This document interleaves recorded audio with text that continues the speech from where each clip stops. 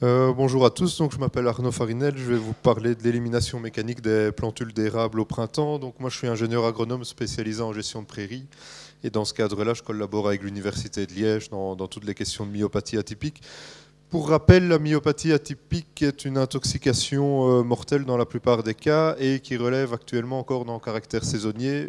Je dis actuellement parce que donc, la maladie présente aussi en caractère émergent et en évolution, donc on ne connaît pas encore tout.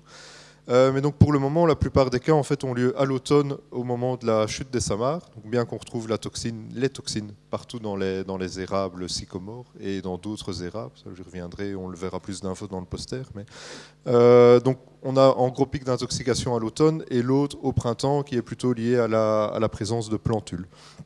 De manière générale, en fait, pour gérer la myopathie atypique, on va plutôt parler d'une gestion du risque qui va reposer sur plusieurs étapes. Donc déjà, en fait, une évaluation de la situation et des conditions dans lesquelles on se trouve. Et en fonction de ça, on va essayer d'appliquer en fait, différents critères de gestion qui vont nous permettre de réduire le risque. Alors pour toute la partie automnale, par rapport au samar, donc on va souvent être dans des conditions très spécifiques en réfléchissant sur le parcellaire, la parcellisation, la durée de pâturage, des choses comme ça. Donc ça, je ne vais pas aborder ici.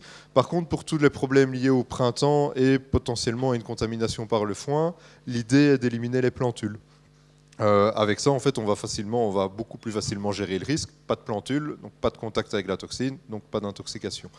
Dans ce cadre-là, on avait déjà présenté l'année dernière, et un peu plus en détail, donc là il y a la vidéo sur Internet, des résultats issus de fauches précoces en début de saison et également l'utilisation de produits phyto.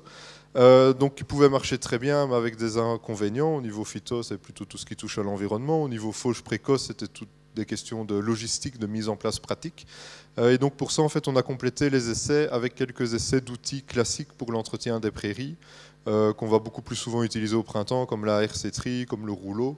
On a également fait un essai avec la herse rotative qui a un impact beaucoup plus fort sur le couvert, qu'on utilise généralement dans des rénovations plus fortes de prairies. Et donc en fait on a testé tous ces outils-là et leur impact sur les plantules. Bon, les détails sont sur le poster qui est présenté. Dans les grandes lignes, aucun de ces outils, en tout cas au niveau de la herse et des rouleaux, n'amène des résultats aussi bons que la fauche, mais c'est plus facile à mettre en place et ça élimine quand même une partie des plantules. La herse rotative est forcément efficace puisqu'elle détruit tout, mais forcément avec l'inconvénient d'avoir tout détruit aussi. Donc on va plutôt à chaque fois réfléchir avec une situation, une solution, ou du moins une combinaison de solutions, et donc les résultats présentés nous aident un peu plus dans cette réflexion générale pour pouvoir vraiment proposer à chaque éleveur, à chaque propriétaire, une solution qui va être adaptée à sa situation. Voilà.